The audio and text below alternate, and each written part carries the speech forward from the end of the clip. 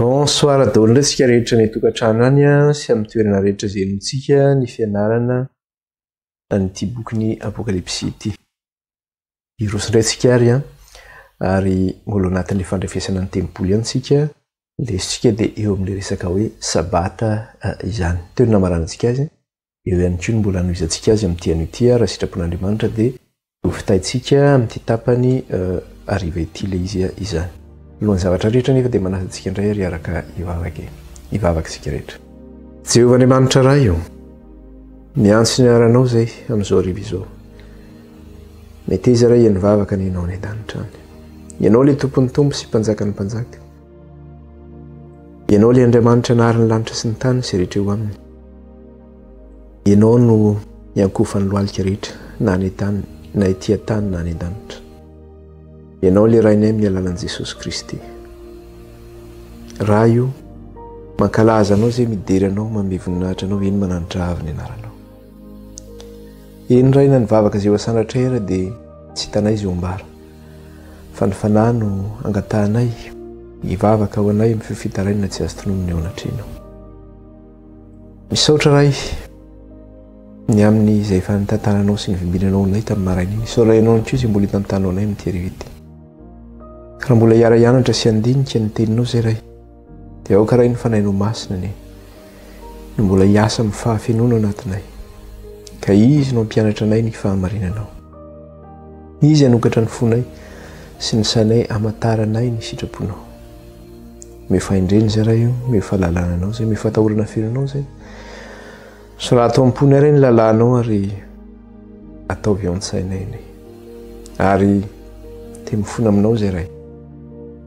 Ninina mety nataonay tao anatin'izay fotoana ny sarahana izay. Ka nisy tsy araka ny sitraponao, na tamin'ny fiteny na fisainana na fitondrateny.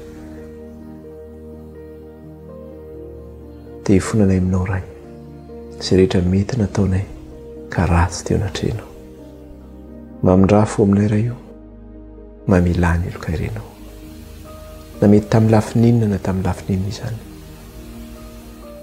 Mifona ray ny amin'ny elokairy sy ny tsy fahamarinana rehetra. Tio amin'ny ranao izay Kristy ho afa-pahotana, sasao amin'ny ranao izay ho afa-keloka. Hamariny izay Jesosy ny amin'ny ranao, hamasiny izay no ny amin'ny ranao. Dia ray ny naranao ray io, dia ray ny naranao Kristy io. Halleluja. Halleluja. Ankehitriny Andriamanitra ray io, dia ametraka ny fotoana am-pelantananao izay. Mitenena raha efa voninkaina izay mpanomponao. Amen. Namaranantsika ny lesona tamin'ny tampamaraina dia izao hoe, ahoana hozy Jesosy, tahaka ny tandremako ny didiny raiko sy nitoerako tamin'ny fitiavana,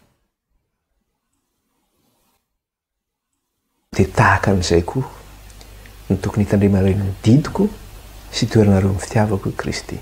Zavatra hitantsika dia izao hoe, Kristy sy ny ray dia iray ihany. Ka raha ny sabata zany no famantarana amin'Andriamanitra sy ny olony, hoe oloko ianao ary zaho Andriamanitra ao. Raha ny sabata an'Andriamanitra araka ny teniny manao hoe fa sabata an'i Jehovah Andriamanitra ao ny andro fahafito. Dia Kristy koa nanambarana nanao hoe fa tompon'ny sabata ny zanak'olona. Ka io zany tsy aniza izy io na aniza fa zao an Jesosy Kristy ny sabata, an'Andriamanitra ny sabata. Ka raha misy olona te hanovana azy io, na misy mpitondra fivavahana te hanovana azy io, nga tsy azonao kitiana io satria an'Andriamanitra io. Ka reny le mamindra reny zany, reny lazain'Andriamanitra le hoe mamindra borina na hoe mamindra faritany izany. Fa ny zavatra hojerentsika indray ary zao dia hoe, raha mijeritsika ny any amin'ny testamenta taloha dia hoe ahoana ary ny fomba fitandremana n'izany sabata zany tany amin'ny testamenta taloha. Ary ahoana taty amin'ny testamenta vaovao ihany koa mikasika an'izany hoe fitandremana ny sabata zany. Ahoana Kristy sy ny sabata. Ary ahoana ny apôstôly sy ny sabata. Hojerentsika ihany koa izany mikasika an'izay zavatra izay.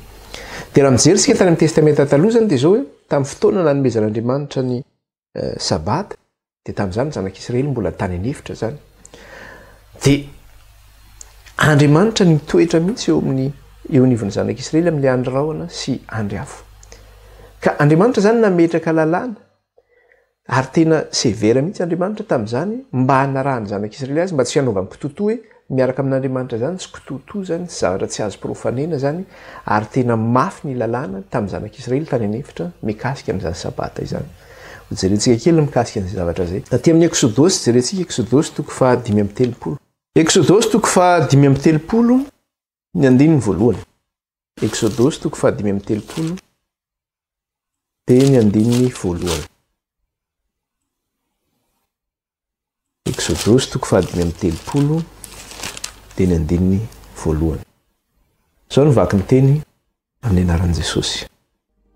Ary Mosesy dia namory ny fiangonana dia ny zanak'Israely rehetra ka nanao taminy hoe izao no teny nandidian'i Jehova atao. Andininy faharoa.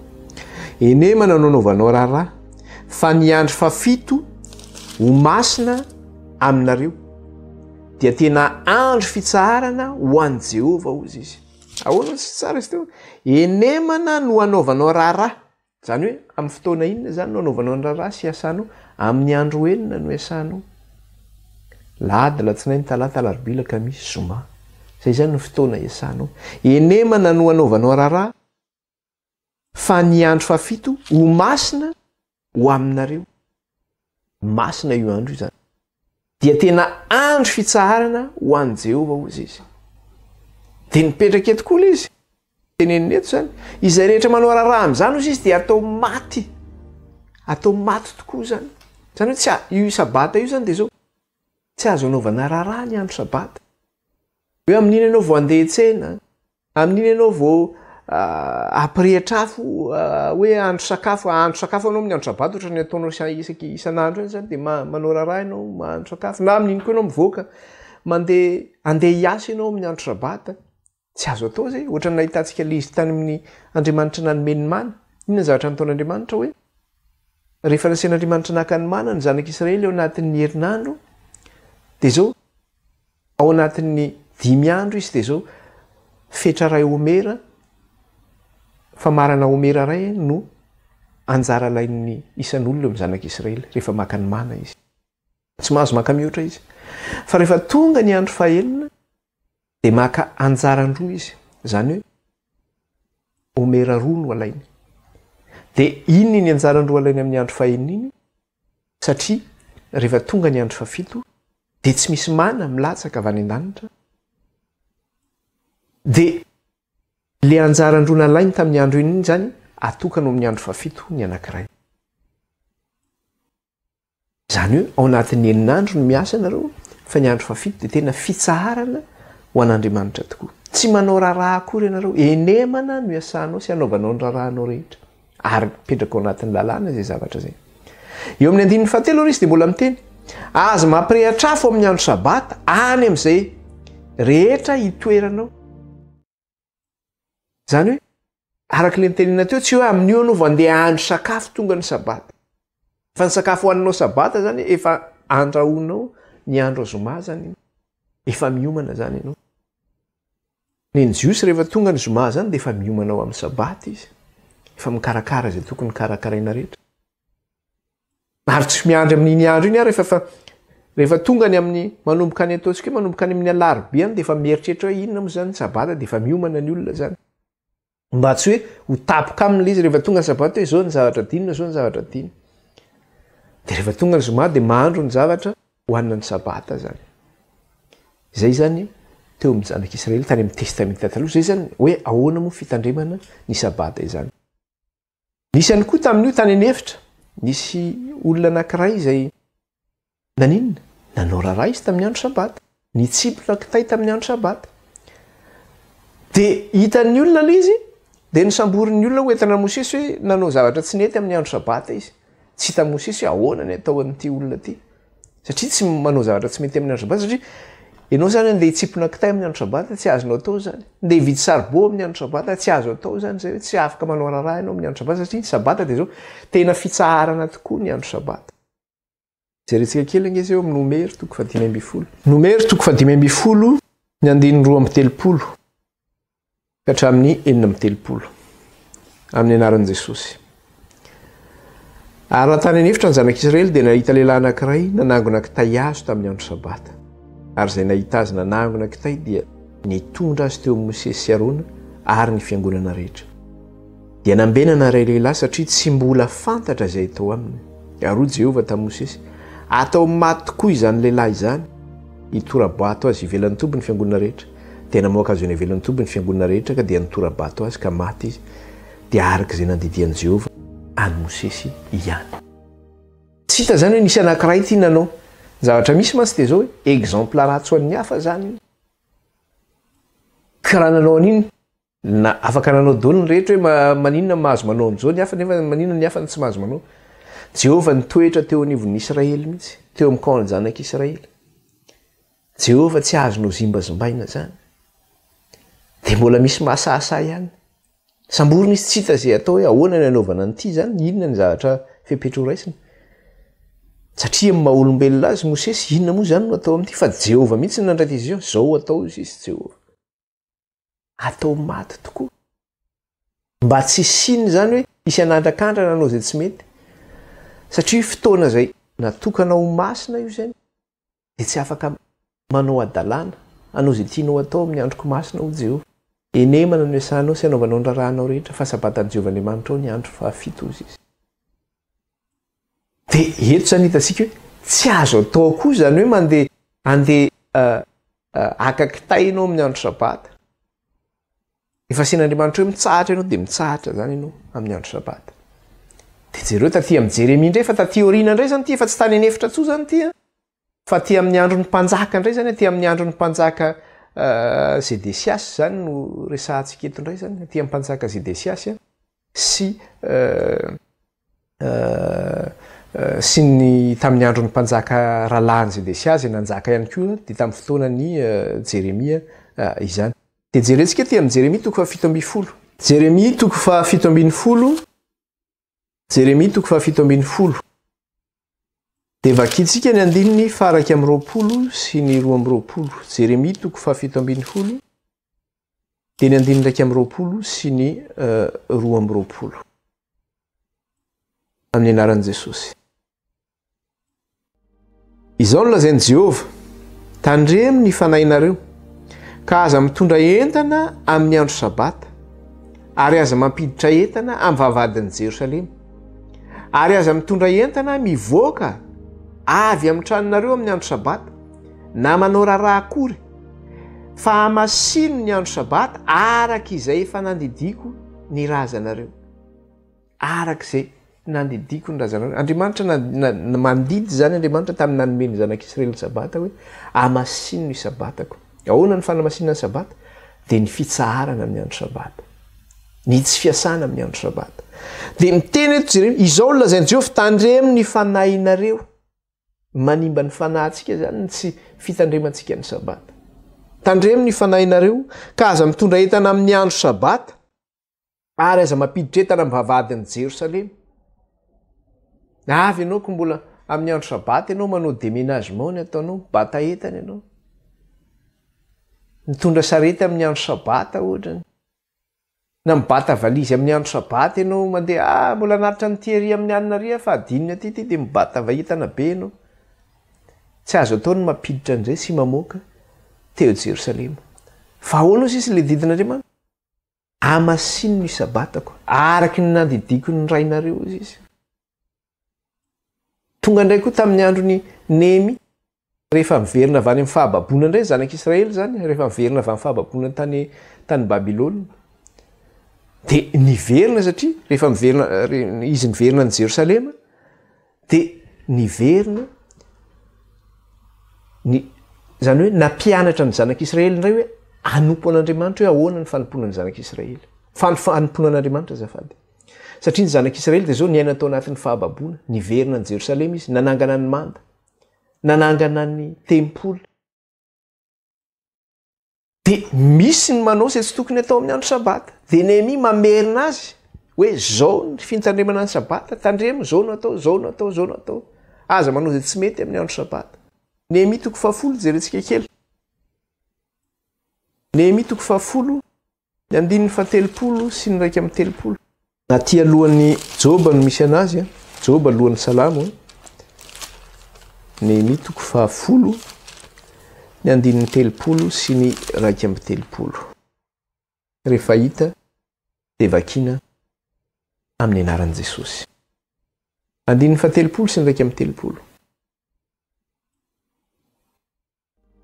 Dia samy nikambana tsara tamin'ny andren-daralahy ny ozina sy ny anina anaraka ny lalàn'Andriamanitra izay nampilazaina Mosesy mpanompon'Andriamanitra ary hitandrina sy ankatony didy rehetra izay nataon'i Jehovah Tompontsika mba amin'ny fitsipika sy ny lalàny. Izany hoe nanao fanekena zany ry ireto zanak'Israely izay niverina avy amin'ny fahababoana reto anaraka ny lalàn'Andriamanitra. Dia ny anina izy ireo nikambana tsara tamin'ny andren-daralahy ka ny ozina sy ny anina anaraka ny lalàn'Andriamanitra izay nampilazaina Mosesy mpanompon'Andriamanitra ary hitandrina sy ankatony didy rehetra izay nataon'i Jehovah Tompontsika mba amin'ny fitsipika sy ny lalàny ary tsy hanome ny zanakay vavy ho vadin'ny tompon-tany na haka ny zanany vavy ho vadin'ny zanakay lahy. Lasa aloha fa diso kely eo amin'ny andininy faharoa amby telopolo azafady toizantsika le izy. Dia eo amin'ny andininy faharoa amby telopolo dia ahoana sisy ary tsy vidy zavatra amin'ny andro sabata na amin'ny andro masina raha misy entana na vary eton'ny tompon-tany amidy amin'ny andro sabata ary tsy amboly zavatra amin'ny taona fahafito sady amozy atrosa rehetra hozy izy. Inona zany le lalàna eto? Ny anina zany izy ireo zanak'Israely niverina avy amin'ny fahababoana zany dia ny anina teto hoe tandrina ny lalàny Mosesy, lalàn'Andriamanitra izay nomeny antsika. Eo amin'ny andininy faharoa amby telopolo izy dia miteny hoe tsy hividy zavatra amin'ny andro sabata na amin'ny andro masina raha misy entana na vary eton'ny tompon-tany amidy amin'ny andro sabata hozy izy.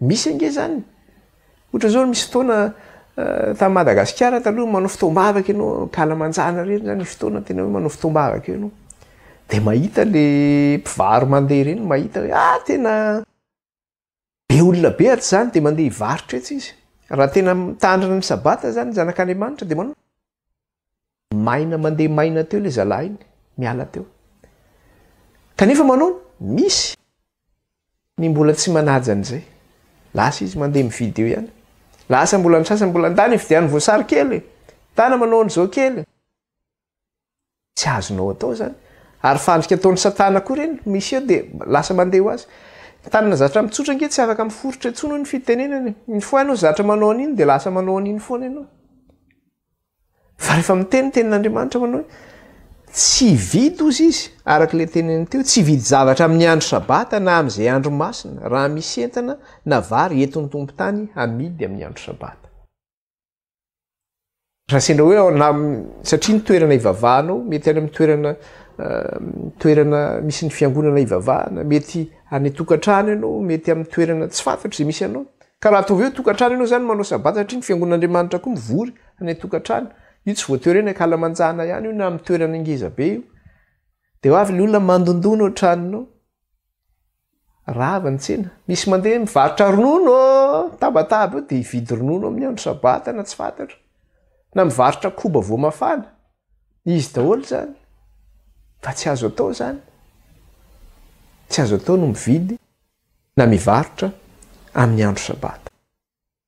Dia nisy koa tao amin'ny androny Néhémie teo ihany eo amin'ny Néhémie toko fahatelo ambin'ny folo Néhémie toko fahatelo ambin'ny folo akaiky ihany tsika efa tsy lavitra dia ny andininy fahaenina ambin'ny folo inona indray ny zavatra nisy eto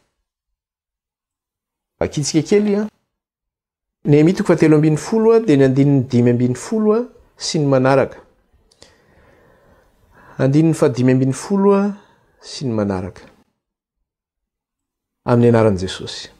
Ary tamin'izany andro zany dia nahita ny sasany tamin'ny Joda aho nanosy io sy famiazam-boaloboka tamin'ny sabata sy nampiditra amboara ary nampitondra entana ny borikiny sady nitondra divay koa sy voaloboka sy aviavy ary entana samihafa rehetra izay nentona any Jerosalema tamin'ny andro sabata dia nananatra azy mafy aho tamin'ny andro nivarotany hanina.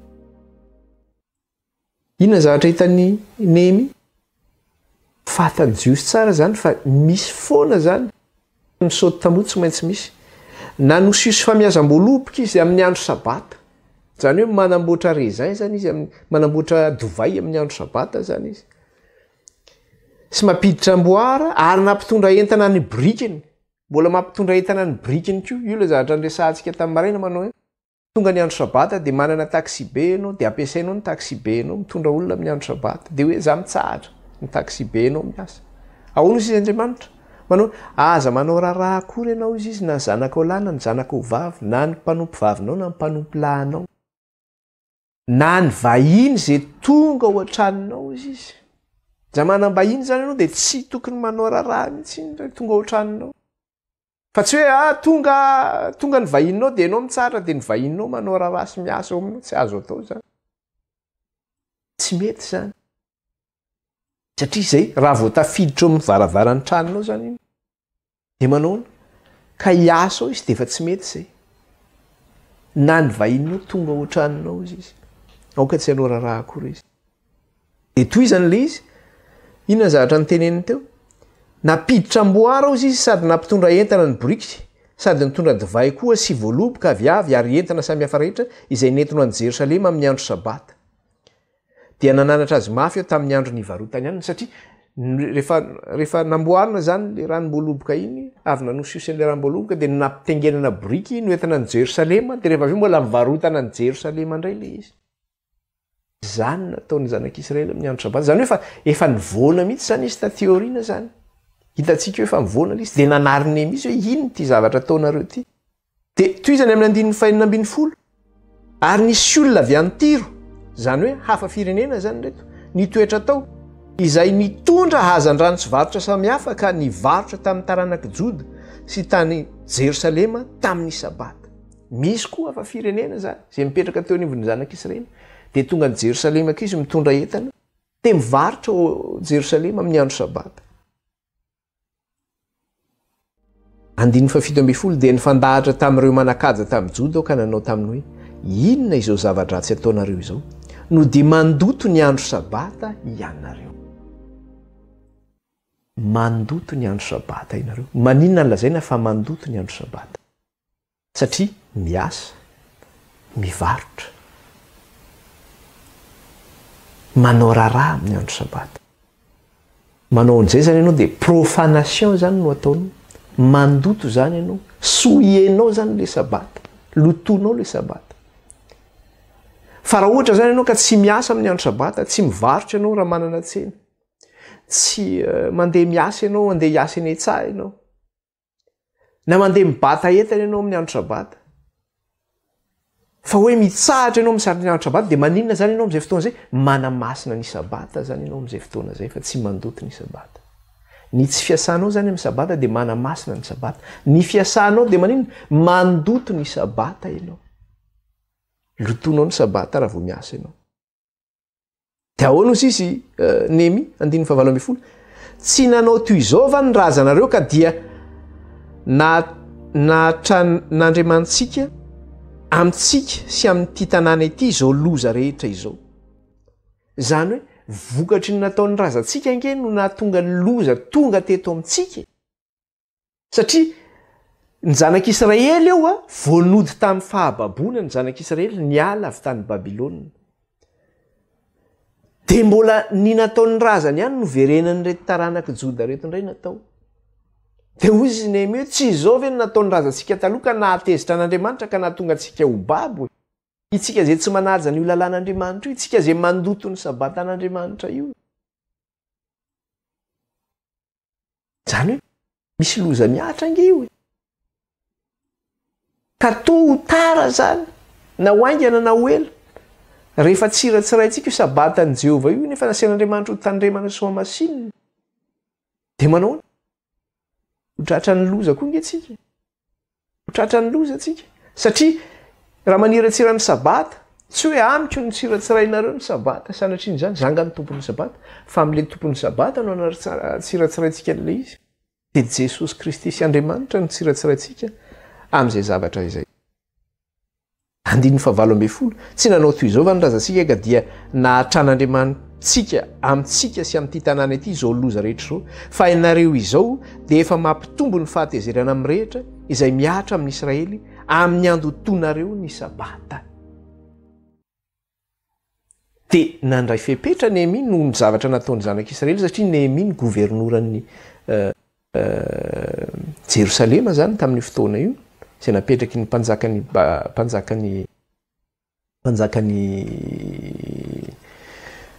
Babilôna dia hono izy andiny fasimy amby folo ary raha vao malomaloka ny vavady an Jerosalema talohan'ny sabata dia nasaiko no idina ny vavady ka tsy navelako hovahana mandra-patapitry ny sabata ary notendreko ny zatovo sasany hiambana teo am-bavahady mba tsy ampidirina entana amin'ny andro sabata ka dia nandro teo ivelan'i Jerosalema indray mandeha na indroa ny mpandrato sy ny mpivarotra zavatra samihafa dia nananatra azy mafy eo ka nanao taminy hoe nahoana ianareo no mandry eo anilan'ny manda raha mbola manao izany indray ianareo dia ho samboriko ka hatramin'izany andro zany dia tsy tonga tamin'ny sabata intsony izy nandray fepetra entitra zany Nehemia inona fepetra ndraisiny rehefa hiditra ny sabata mbola vao malomaloka iny ny andro zany alohan'ny tsofoka ny sabata satria ny sabata manomboka maty masoandro mifarany maty masoandro mbola vao tonga ny arivan'ny zoma malomaloka iny dia efa idiny ny vavadin'i Jerosalema dia asiany mpiambina zany hoe tsisy afaka miditra eo tsisy afaka mivoaka koa zany eo fa tonga ny sabata mitsahatra tsisy afaka mividy tsisy afaka mivarotra ary reo zay mbola tonga avany velany indray andeha hiditra ao Jerosalema hivarotra ao Jerosalema dia nanary Nehemia tsara raha mbola tratraka eo ianareo dia samborika ianareo raha mbola dia tsisy nanao tsony tateorina dia ohatr'izay mihitsy angentsika rehefa tonga ny sabata inona ny zavatra ataontsika rehefa tonga ny sabata mbola be dia be eo amin'ny telefônina amin'ny portable eo mbola mijery mbola manao WhatsApp kely eo dia mbola miresaka amin'ny anina inona indray ny vaovao any zao indray hono nataony Rajoelina nisy zavatra nitranga indray tery alarobia androany nisan'izao nisan'izao indray misy tondradrano ny eriananina dia zany no ataonao amin'ny andro sabata mijery actualité enao mijery iny ianao ny Facebook iny zany iny telefônina iny tsy mitsahatra iny eny eo amin'ny telefônina ianao eo efa iny efa andevozin'ny telefônina daolina la rehetra tonga ny sabata mbola eo ihany mandeha ny toriteny mbola eo ihany telefônina miresaka amin'ny ranona ny dikany hoe idina ny vavahady zany ange amin'ny endrika be dia be ny tenenana an'izany tsy hoe ny vavahady ny trano fotsiny idina telefônina amin'izao fotoana zao nge ny réseaux sociaux efa tonga miditra amin'ny vavahadinao miditra ao aminao izy raha vao miditra zany sabata zany mety olona misy tonga commercial miantso anao varotra misy an'izao vao tonga telefônina dia zao dia piana tamin'ny mbola tsisy portable moa fa mbola telefônina tsotra ny anay zany dia zao telefônina tonga dia maty amin'ny andro sabata fa rehefa aveo indray ianao nefa miaraka amin'ny fiangonana dia ahoana raha misy fiangonana miantso ianao amin'ny resaka ao anatin'ny resaka cadre ny fiangonana zany dia efa fantatrao fotsiny hoe ty fiangonana ty fa raha vao tsy ivelan'ny fiangonana tsy mandray an'iny ianao tsy mandray an'iny amin'ny sabata ianao ary amin'izay fantatry ny olona koa rehefa tonga ny sabata mivavaka ireo tsy azo elingelena raha tsy hoe fa misy urgent be nga misy zava-doza be nga dia tena hoe mandefa hoe misy miantso anao misy zavatra tedavana ianao mafy tena misy loza mitrangana ohatr'izany zavatra hafa indray zany zay cadre exceptionnel zay mbola ho resahantsika mikasika an'izay rehefa aveo vahoaka rera olona rehefa mitsahatra rehefa zany hoe fitsaharana zany mitsahatra ny fonao ny sainao ny vatanao fa tsy hoe ny vatanao ihany mitsahatra fa ny sainao tsy mitsahatra zany hoe mitondra entana amin'ny sabata zany tsy hoe ile borikinao iny ihany mitondra entana fa tonga koa ny sabata ianao dia mitondra entana koa ny problème manao rehetrarehetra iny hoentinao amin'ny sabata io nefa ozy Jesosy hoe makanisa ty amiko ianareo zay miasa fatratra sy mavesatra entana fa izao no nomenareo fitsara zany hoe fa tonga ny sabata dia apetrao eo amin'ny Kristy ny entanao fa tsy hoe tonga ny sabata dia mivesatra entana tonga ny sabata dia malazolazo eo izy dia mampanaheloelo eo izy dia manjo rehetra eo izy nefa ny andro sabata iny sabata fitsarana sabata fifaliana sabata firavarahona sabata fideranan'Andriamanitra dia ianao hitondra problème inona natongavan'i Kristy apetraka eo amin'ny Kristy makanisa ty amiko ianareo zay miasa fatratra sy mavesatra entana fizao no anomenareo fitsarana zany hoe zany karazana zavatra rehetra hitantsika zany hoe ahoana ny fitandrimana ny sabata zany tany amin'ny testamenta taloha ary ny zanak'Israely ve tena irreprochable koa tamin'izany fitandrimana ny sabata zany hoe tsy azo menatsiny tena nazo menatsiny mihitsy ny zanak'Israely tena naditra mihitsy io zao izy tamin'ny andro Nehemia dia hitantsika tsara ny zavatra nataony dia rehefa ny mpitondra fiangonana koa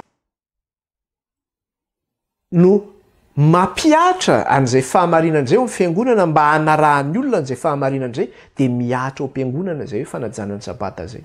Fa raha vao mpitondra fivavahana no tsy mampiatra an'izay ka manao laisser aller izy dia samy manao izay saim-patany ny vahoaka ao dia amin'ny andro sabata dia manao izay tiany ataony koa izy amin'ny andro sabata. Fa ny mpiandro zany na ny mpitandrina ny fiangonana no mitondra ny olona anaraka ny fanajana ny sabata. Tahaka ny Néhémie zao jereo nandray fepetra mihitsy izy rehefa misy zavatra tsy mety eo fiangonana dia raiso ny fepetra. Hoe zao misy zavatra tsy mety dia raisiny zay mandray fepetra radical mihitsy hoe zao ny atao. Jereo inga ny fiangonana protestant reny misy an'izany. Misy ohatra hoe ora fidirana ao am-piangonana tsy faty sadidiko intsony satria ny fotoana manandeha tany taloha ihany. Tamin'izay mbola kely satria ny mamako protestante moa zany. Dia nanisy fotoana nandeha nivavaka tamin'ny fiangonana protestante dia misy le fidirana maraina zany miditra ianao. Dia misy fotoana rehefa mandeha amin'izay le culte dia raha ohatra misy olona tara ny velany any tsy tafiditra intsony izy satria mihidy ny varavaran'ny fiangonana. Tsy azo koa tabaizina mihitsy zany amin'ny fotoana iny. Dia rehefa misy fotoam-pivavahana zay eo tapitra dia ohatrany hoe misy pause kely dia amin'iny vao afaka miditra zany raha misy olona tara nohatra zany. Dia ohatr'izay mihitsy le izy. Maninona azo ampiarina zany zavatra zany? Fa maninona tsy ampiarina rehefa ampiatra le fahamarinana hoe misy zavatra tsy mety hoe rehefa misy zavatra tsy mety ohatr'izao dia tsy mety. Dia misy koa ny sasany dia tena tara lava tonga ny am-piangonana any. Tara lava. Tsy mba ara-potoana mihitsy. Iona amin'Andriamanitra ve ianao dia tara lava. Any am-piasana ary ianao tsy tara. Angamba ianao mba tara ohatra tena mpampiasa tena hoe entitra. Raha betsabetsaka ny fahatarana voaroaka angambany ianao. Tsy voatazona intsony ianao. Fa raha ohatra le mpampiasa tsy dia tena hoe entitra loatra dia manararoatra ny mpiasa manao izay tiany ataony ao izy. Dia izay mihitsy eto hoe ny mpitandrina dia aoka ampiatra le fahamarinan'Andriamanitra mba hitoeran'le fahamarinana ao amin'ny tranon'Andriamanitra izany. Araka le teneny teo amin'ny 7:7 manao hoe dia nifandahatra tamin'ireo manakaja tamin'ny jodo ka nanao taminy hoe inona izao zavatra tsy ataonareo izao no dia mandoto ny andro sabata ianareo. Aoka zany tsika n'inona tsy handoto ny andro sabata izany. 2:20 2:20 azafady. Ary ny Levita dia nasaiko nanadio ny tenany ka ho avy iambiny eo am-bavahady mba hanamasinany ny andro sabata. Satria andraikitra ny Levita no maninona mampiatra ny lalàna eo anivon'ny fiangonana eo amin'ny zanak'Israely. Ka raha zareo no nidelese ny postany zany dia nono tsy zarizary zany ny fitandreman'ny voakan'Andriamanitra ny andro sabata. Izay no mikasika an'iny fa ho jerentsika indray ary mikasika ny hoe ahoana indray ary Jesosy eo anatrehan'ny fitandremana ny sabata. Ny zavatra hitantsika teo zany dia zavatra nitranga tamin'ny andro ny mpanjaka teo amin'ny zanak'Israely. Fa zavatra hitsantsika eto indray zany dia tamin'ny andron'ny Jesosy Kristy zany hoe fa tamin'ny andron'ny fariseo sy ny mpanora-dalàna indray zany eto. Ka tamin'ny andron'ny fariseo sy mpanora-dalàna indray dia efa nisy zavatra nitranga. Inona ny zavatra nitranga? Reo fariseo sy mpanora-dalàna reo zany dia zao lasa nampitondra zioga ny zanak'Israely ny amin'ny fitandremana ny didy sy ny lalàna. Raha napetraka Andriamanitra zany hoe izao ny tokony hitandremanareo ny didy sy ny lalàna ny amin'ny sabata ohatrany dia vao mainka namafisan'ireo nataon'ireo fariseo sy mpanora-dalàna mafy dia mafy ny fitandremana an'izany any ka lasa zioga teo amin'ny zanak'Israely ka mafy ho azy. Lasa ohatrany hoe fijaliana ho azy ny mitandrina sabata. Zany mitandrina sabata zany nge tokony hoe fifaliany, tokony hoe firaviravony satria ao anatin'ny fitsarana any ka lasa entana ho azy ireo ny fitandremana ny sabata. Dia rehefa tonga Jesosy dia namevan'ny Jesosy izay entana nampitondrainy reto fariseo sy mpanora-dalàna azy reto zay hoe izao ny fitandremana ny sabata fa tsy izao ataonareo izao. Jerentsika kely aty amin'ny jerentsika aloha hoe zavatra anankiray dia hitantsika kely aty amin'ny Marka 1:1 aloha. Ny zavatra hitantsika eo amin'ny Marka dia zao hoe tamin'ny andron'i Jesosy fe Jesosy nitandrina ny sabata. Dia hojerentsika zay de rehefa avy eo tsika hijery ny amin'ny jesosy sy ireo fitandremana ny sabata eo anivon'ireo fariseho sy mpanoradalàna izany. Marka toko voalohany de ny andininy faraky amin'ny roapolo. Marka toko voalohany de ny andininy faraky amin'ny roapolo. Izao ny vaky ny teny amin'ny anaran'i Jesosy. Ary nakany Kapernoma izy ireo, ary noho tamin'ny sabata de niditra tao amin'ny sinagoga niaraka tamin'izay Jesosy ka nampianatra. Inona ny ataon'i Jesosy rehefa tonga ny sabata? Miditra ao amin'ny sinagoga Jesosy. Mitsahatra zany Kristy rehefa tonga ny sabata de miditra ao amin'ny sinagoga. Mazava ho azy satria nahoana? Jesosy Kristy de iny tompon'ny sabata. De hojerentsika amin'izay ilay resantsika teo aty amin'ny Matthieu toko 12. Matthieu toko 12. Vakitsika ny andininy voalohany ka hatramin'ny fahavalo. Matthieu toko 12 andininy voalohany ka hatramin'ny fahavalo. De vakitsika amin'ny anaran'i Jesosy zany zay. Tamin'izany andro zany Jesosy nandeha namaky ny tanimbary tamin'ny sabata ary naona ny mpianany ka nanoty salohim-bary de nihinana. Fa no nahita izany ny fariseo de hoy izy taminy, indro ny mpianatra ao nanao zay tsy mety atao amin'ny sabata. Ary hoy izy taminy, tsy mbola novakianareo va ny teny milaza ilay nataon'i Davida raha naona izy mba amin'izay nanaraka azy. Fa niditra tao amin'ny tranon'Andriamanitra izy ka nihinana ny mofo aseho izay nahadiso raha haniny na izay manaraka azy afa-tsy ny mpisorona ihany. Ary tsy mbola novakianareo ao amin'ny lalàna va fa amin'ny sabata ny mpisorona ao amin'ny tempoly. Manota ny sabata nefa tsy manatsiny. Ary dia lazaiko aminareo fa misy eto lehibe noho ny tempoly. Fa raha fantatrareo izay hevitry ny teny hoe famindram-po ny sitrako fa tsy fanatitra latsa-drà dia tsy mba nanameloka ny tsy manatsiny ianareo. Inona ny zavatra nitranga teto? Fanontaniana mipetraka koa dia zao hoe maninona no eo amin'ny eo tanimbary no misy andry Jesosy?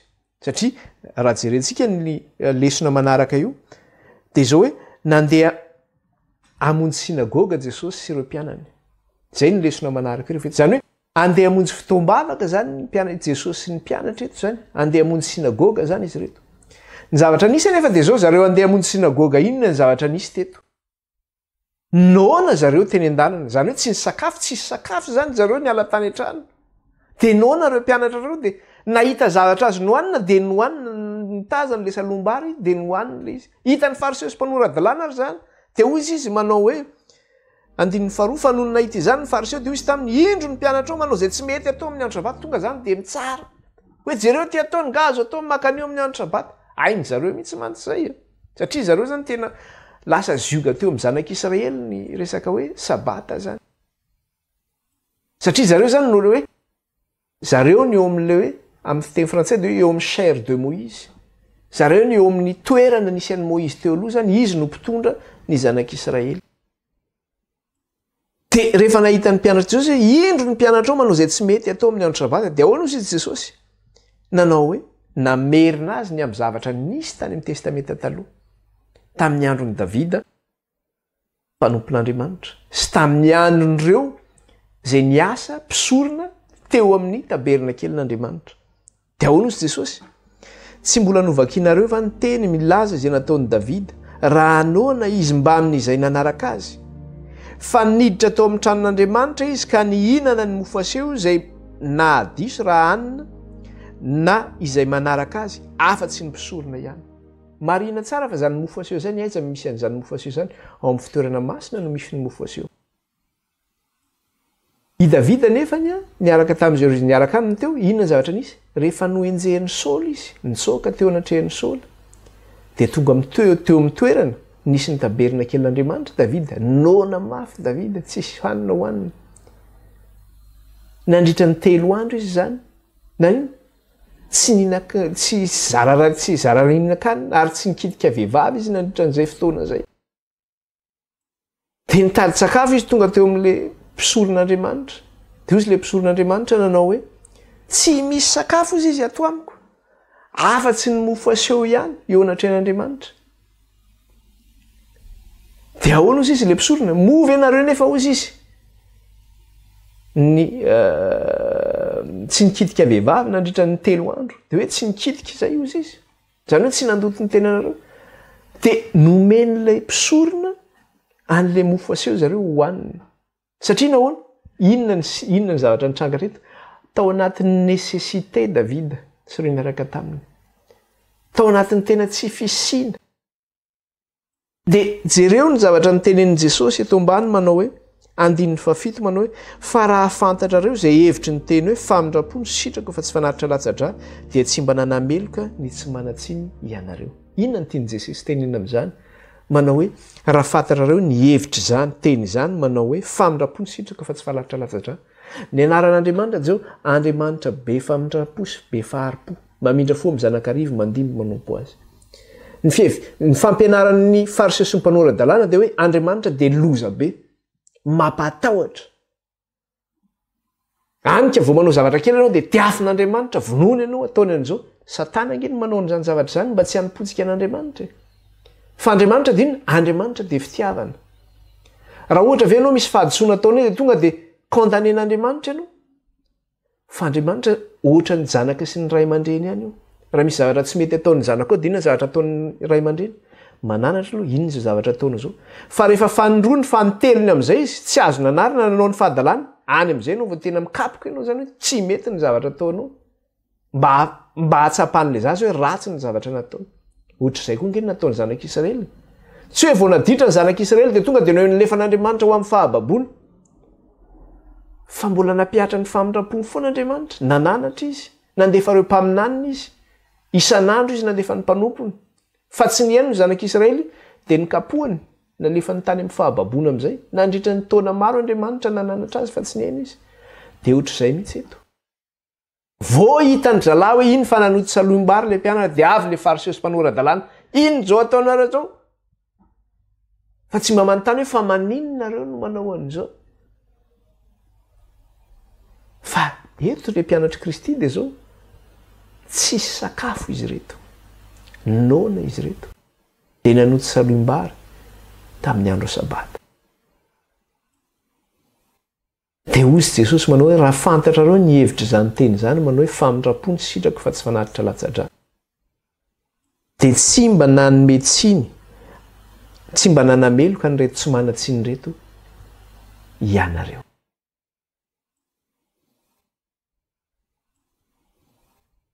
Dia eo zany ilay antsoina hoe exception zany. Misy zany atao hoe exception. Inona ilay exception resahana eto? Ao amin'ny cadre hoe tena tsy fisiana mihitsy ilay olona. Tena hoe tsisy hohanina izy zany teto. Namindra fo Andriamanitra. Raha tonga ianao atao ohatrany hoe amin'ny andro sabata, raisina zany ilay exception resahana eto. Tonga ianao amin'ny andro sabata. Atao ohatrany hoe misy zavatra ohatra hoe tao anatin'ny atao hoe tsisy sakafo ianao ohatra zany tao anatin'ny herinandro. Dia atao hoe nisy amin'ny andro sabata iny ianao misy olona manatitra sakafo aminao. Manome sakafo anao aty. Dia ianao sabata ny andro fa ahoana ny andrahoako an'io androany. Dia alao hiandro sabata dia mba miaritra indray zany aloha mandritra ny sabata iny farariva zany vao mba mahandro an'iny. Famindrapo ny sitrako Jehovah fa tsy fanaritra latsa-dra. Andriamanitra ve dia ampijaly ianao jereny hoe misy sakafo fa tsy azonao hohanina. Satria sabata androany tsy afaka mampirehitra hafa exceptionnellement afaka andrahoinao iny amin'iny fotoana iny. Zay ilay famindrapo. Zany akory tsy midika hoe isaky ny sabata ianao dia afaka manao an'izay zavatra zay fa men'Andriamanitra enemana ianao hanomanana ny sabata. Fa exceptionnellement zay zavatra zay. Dia ohatr'izay ihany koa ilay zavatra anankiray zay niresahany teto manao hoe 5 ary tsy mbola novakinareo ao amin'ny lalàna va fa amin'ny sabata ny mpisorona ozy izy eo amin'ny tempoly manota ny sabata nefa tsy manatsiny. Satria raha ohatra zany ka hoe ho ampangaina dia ampangaina daholo ny rehetra zany nefa ny mpisorona zany miasa ho an'Andriamanitra iny rehefa sabata iny. Ohatrany hoe pastera any am-piangonana izy any mitory teny hoe rehefa sabata. Tsy mahazo miasa zany ny pastera rehefa sabata fa dia eo zany tsika dia samy mianao. Ny mpanentana ery aloha ry zany dia samy tonga am-piangonana fotsiny tsika dia samy mirahira fatifatahany eo dia samy manokatra baiboly daholo. Fa iny efa voatenin'Andriamanitra miasa iny amin'ny sabata.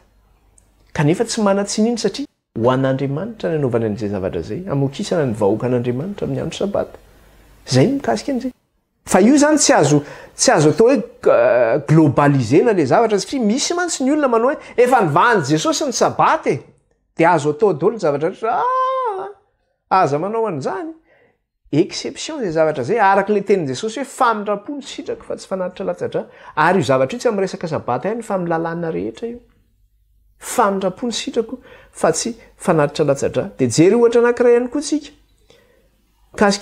mikasika eo akaiky eo ihany mikasika zavatra anankiray eo akaiky eo ihany eo amin'ny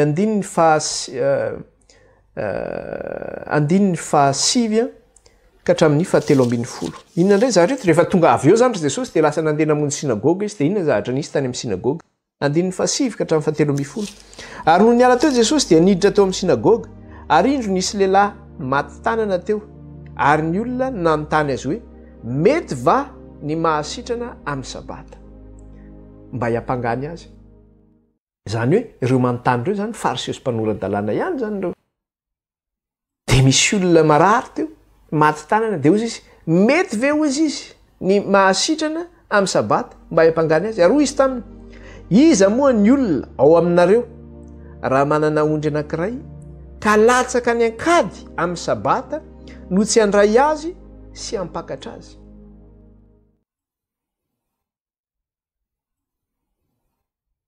Jesosy zany izy dia mamaly azy reto miteny mety ve ozy izy ny mahasitrana ny andro sabata dia nandray ohatra Jesosy nandray ohatra aminareo rehetra hozy Kristy aminareo reto raha manana omby nareo na manana osy nareo ataovy hoe ny tsaha izy amin'ny andro sabata iny zany mipetraka eny dia latsaka ny naty ady izy tazana hoe iny fa latsaka ny naty ady dia ozy ianao manao hoe sabata ny andro aloha hitsahatra farariva voalaiko ny ondry latsaka ny andavaka iny fa nareo rehetra ozy Jesosy raha mahita an'iny latsaka any nareo dia lasa nareo mandeha mamonjy an'iny miazakazaka ny daholo izy izy Jesosy lasa daholo nareo miazakazaka ozy izy dia toizan'i Jesosy andininy faharoa ambin'ny folo ary tsy mihoatra lavitra noho ny ondry va ny olona koa amin'izany dia mety ny manao soa ny sabata ny olona dia mihoatra lavitra noho ny biby ka raha biby ary no iantranao hiazakazanao vonjenao amin'ny andro sabata fa vao mainka ave ny olona ny tsy tokony vonjena amin'ny andro sabata ity olona maty tanana ity tsy fantatra hoe afrina izy ny maty tanana teo dia ozy ianao nefa zany men'Andriamanitra fanomezam-pahasoavana ohatra ny hoe anasitrana n'iny olona iny ianao amin'ny andro sabata dia ozy ianao aloha hiandro rariva dia hositranina ianao raha apetratrahana tany ianao rariva dia hositranina ianao na misy olona efa hitanao zao fa mitatera zany le olona tapaka tataka be ataovy hoe dokotera ianao dia any am-piangonana zany ianao dia mitatera tataka be ny tanana raha manasitrana an'io a sabata ny andro aloha aloha jerena dia vavahana eto ianao dia rariva ianao maty iny mandra-patonga an'izay dia ahoana ianao amin'izany ka raha biby ara ny vonjenao fa vao mainka fa olona zany ity olona ity tsy fantatra afrina izy maty tanana teo dia ahoana Jesosy inona ny mety atao andininy faharoa ambin'ny folo eo ihany izy teo tapany faharoa koa amin'izany dia mety ny manao soa amin'ny andro sabata ny manao soa zany mety amin'ny andro sabata ino io manao soa io ny mamonjy olona fa tsy ny mamono azy izay le soa tian'i Jesosy teny entiny ny mamonjy zany dia azonao atao amin'ny andro sabata ho toizantsika moantsy zay rehefa avy eo dia andiny fahatelo ambin'ny folo dia hoy izy tamindra lehilahy ainjiro ny tananao dia naindriny ka sitrana ho tahaka ny anankiray sitrana zany ty raha lehilahy ity jerina antsika ohatra anankiray ihany koa ao amin'ny Jaonina toko fahadimy andininy voalohany ka hatramin'ny fahavalo Jaonina toko fahadimy andininy voalohany ka hatramin'ny fahavalo Jaonina toko fahadimy andininy voalohany ka hatramin'ny fahavalo dia zao nivaky ny teny amin'ny anaran'i Jesosy Jaonina toko fahadimy andininy voalohany ka hatramin'ny fahavalo rehefa afaka izany dia nisy andro firavoravon'ny Jiosy ary Jesosy niakatra tany Jerosalema ary misy farihan'i Jerosalema eo akaikin'ny vavahadin'ny ondry izay atao amin'ny teny Hebreo hoe Betesda misy fialofana 5 taony nandrian'ny mararomaro ny jamba ny mandringa ny matila ary nisy lehilahy anankiray teo izay efa marary 7 taona raha nahita azy mandry Jesosy ka nahalala fa efa toy izany ela izy dia hoy izy taminy te ho sitrana va ianao ilay marary namaly azy hoe tomboko raha etsehana ny rano dia tsy mba misy olona androboka eo anatin'ny farihy nefa raha mandeha aho dia misy olona kafa misosika eo alohako hoy Jesosy taminy mitsangana eto ny fandrinao ka mandeha any ary niaraka tamin'izay dia sitrana ray lehilahy ka nitondra ny fandriny dia lasa nandeha ary sabata izany andro izany dia hoy ny jiosy tamin'ilay efa sitrana sabata ny andro ka tsy mety raha mitondra ny fandrinao ianao fa raha lehilahy namaly azy hoe ilay nahasitrana no nanao tamiko hoe ento ny fandrinao ka mandeha any ary ireo nanontany azy hoe iza moa izany lehilahy izany izay nanao taminao hoe ento ny fandrinao ka mandeha any fa ilay sitrana tsy nahalala azy fa niala teo Jesosy satria nisy vahoaka betsaka teo rehefa afaka izany dia hitan'i Jesosy teo kianjan'ny tempolo raha lehilahy ka hoy izy taminy indro efa sitrana ianao aza manao teo intsony fandrao anjoanao zay ratsy noho ny teo ary noho izany ny jiosy dia nanenjika an'i Jesosy satria nanao izany zavatra izany tamin'ny andro sabata izy izay zany ny zavatra nitranga teto inona ny zavatra nisy teto misy farihy zany teo Betesda io ao Jerosalema zany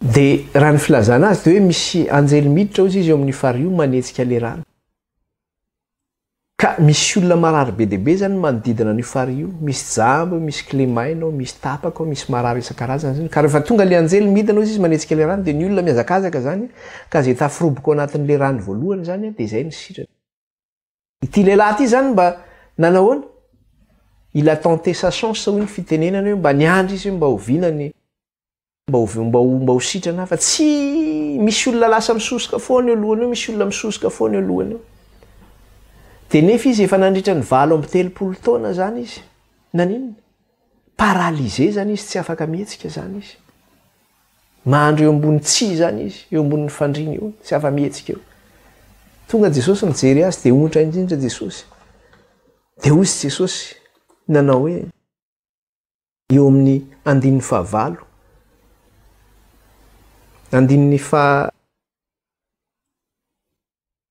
andin'ny faheniny azafady raha nahita azy Jesosy ka nahalala azy fa efa toy izany ela izy dia hoy izy taminy teo sitrana vai ianao dia andin'ny fahavalo dia hoy Jesosy taminy mitsangana eto ny fandrinao ka mandehana satria rehefa nanontany azy Jesosy hoe teo sitrana vai ianao dia hoy izy nitaraina manao hoe raha te mba hitsofika eo amin'ilay rano dia misy misosika foana eo ny lohako ny tianytenena zany dia zao hoe teo sitrana ahako dia zao nytenen'i Jesosy hoe mitsangana ry ianao hoento ny fandrinao nino an'izay tenin'i Kristy izay dia nitsangana ny batainy ny fandrina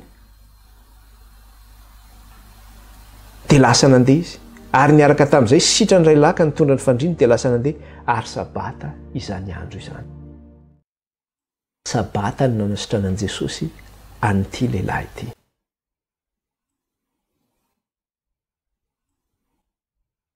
mety ve ny manasitrana amin'ny andro sabata mety ny manao soa Kristy amin'ny andro sabata eto anefa ny zavatra nisy dia ity hitan'reto fahasesompanora-dalàna ity lehilahy tsy izy sitrana ny hitany reto fa inona ny hitany izy ny bata ny fandriny ny hitan'i Jesosy satria Jesosy niteny tamin'ity lehilahy ity manao hoe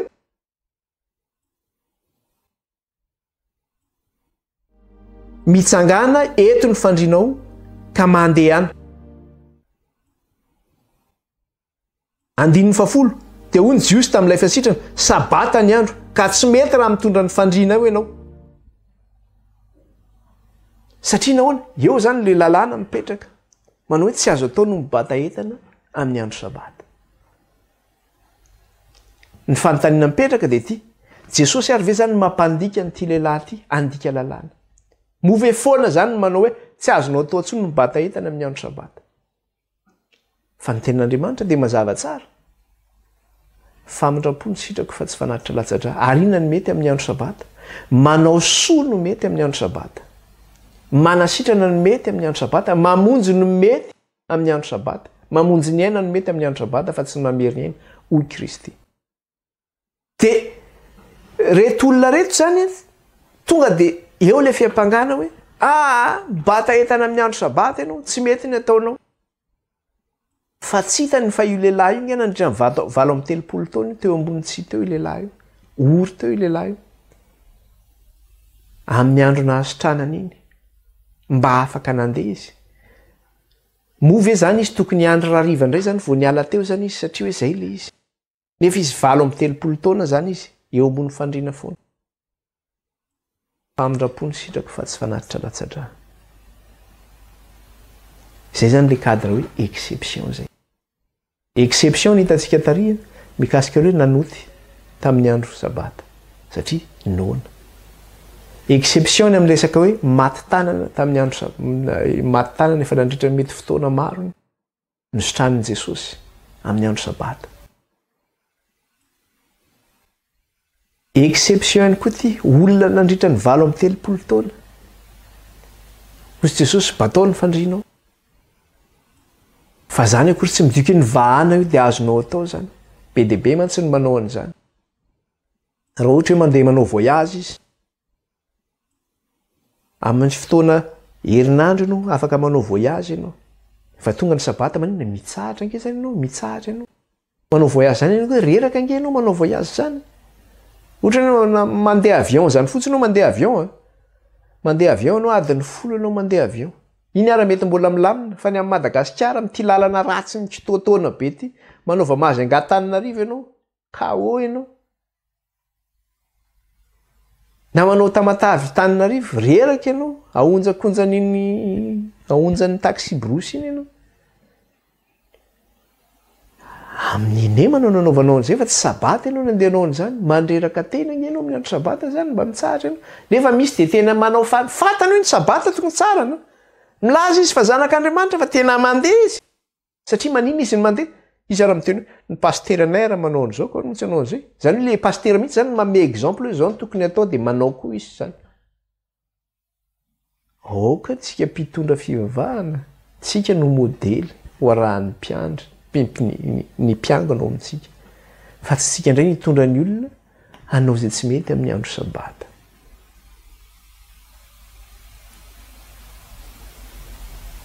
misy hoa amin'ny andro sabata zany inona ny zavatra atao tamin'ny matsa mondial reny mandeha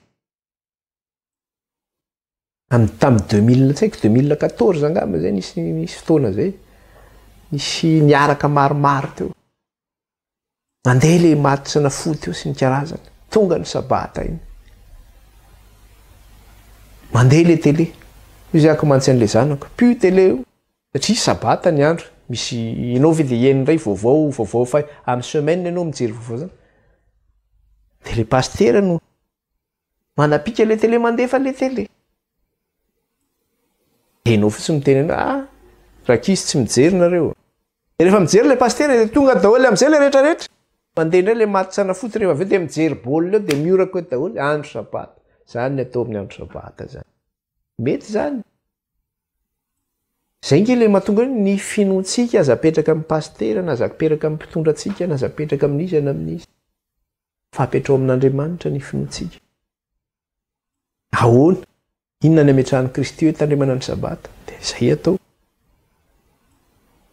fa tsy ny pastera na ny olona no namonjy antsika fa Jesosy namonjy antsika iza ny tompon'ny sabata pastera sa Jesosy tompon'ny sabata ny zanak'olona fa tsy pastera ny tompon'ny sabata mapastera anazy pastera manana fahalemena ihany koa ny pastera satria olombelona ihany na ny olona manana fahalemena l'olona za zao manana fahalemena koa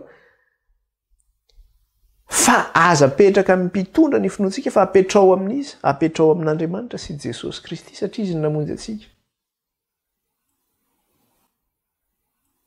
dia zay no arahana zany zay ka aoka zany rehefa araka le teny anteo inona ny azo atao amin'ny andro sabata manao soa no mety amin'ny andro sabata fantatsika no nahatongavan'i Kristy satria raha betsaka no milaza manao hoe jereo fa kristiana nandika amin'ny sabata satria nampavata exception io ary Jesosy dia niteny no vakitsika teto zay tamin'ny maraina inona no nahatongavan'i Kristy ao amin'ny Jaune voalohany nahatongavan'i Kristy dia zao anala ny fandikan-dalàna satria tsy mitoetra ao anatin'ny fandikan-dalàna i Kristy. Tsy misy ota ho aminy ozy izy dia izy manala ny fandikan-dalàna. Ka raha misy mandika ny sabata zany dia Kristy manala n'izay zavatra zay mba tsy handikantsika ny sabata.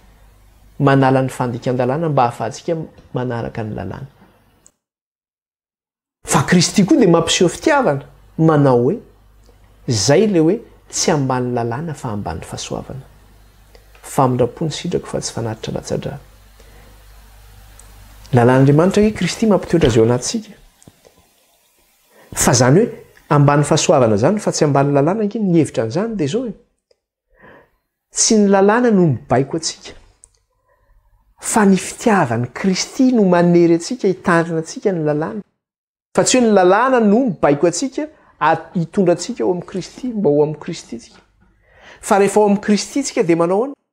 Mitoetra ao anatintsika ny lalàn'i Kristy.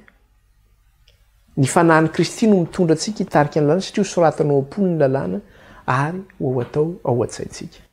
Jerenantsika ty amin'ny amaranantsika ny teny ao amin'ny Jaonina 9:9 eo kaiky eo ihany. Jaonina 9:9. Araka ilay tenentsika teo eo amin'ny Kristy dia tsy misy ota, tsy misy fandikana an-dalàna ao aminy.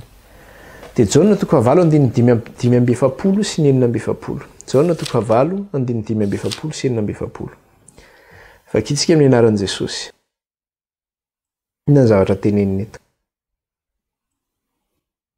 Fa satria milaza ny marina aho dia tsy hinonareo.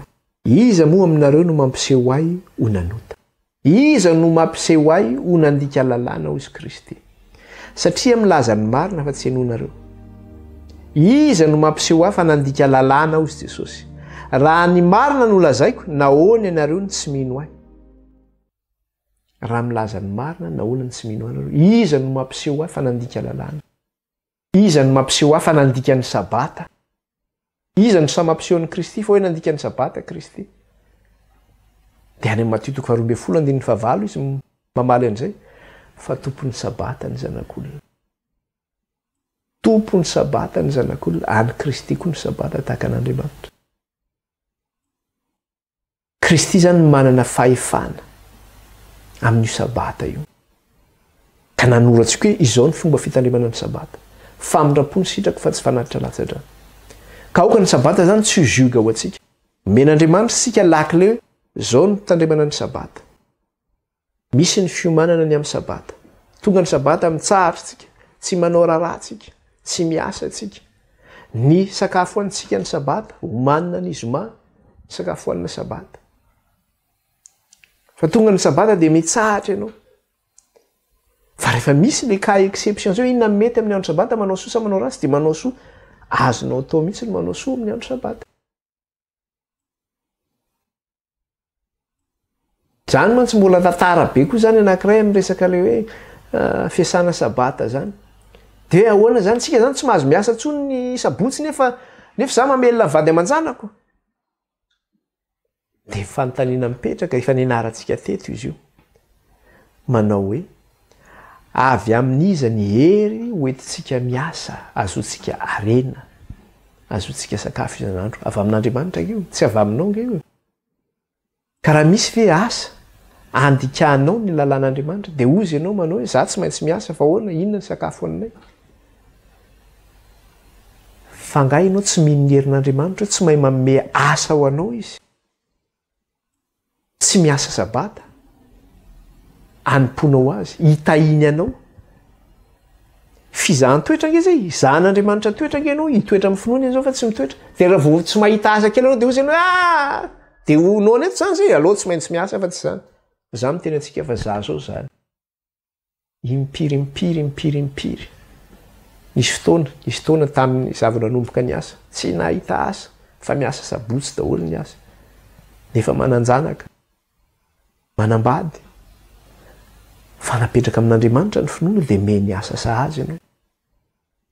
Ahoana izy Andriamanitra? Raha mitandrina ny teniko ianareo dia za hiaro anareo amin'ny andro ny fakam-panahy.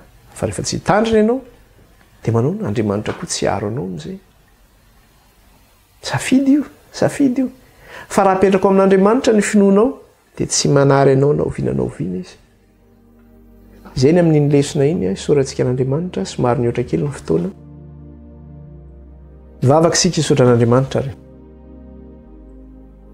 raha io misaotranao zay raha afaka nianatra ny teninao sy nandinika izany manamasinana iray ny amin'ny teninao ny teninao ny fahamarinana sy raha atao am-pona iray ny lalànao ary ataovy eo an-tsainay ao koa masina izay ireo satria masina ianao dia iraina mandrakizay ny anaranao raha io ankalazaina mandrakizay ny anaranao ny amin'ny anaran'i Jesosy nandratana izany vavaka izany indray taonatrehanao aleloia amen. Teo tain'Andriamanitra tsika rehetra baibay daholo.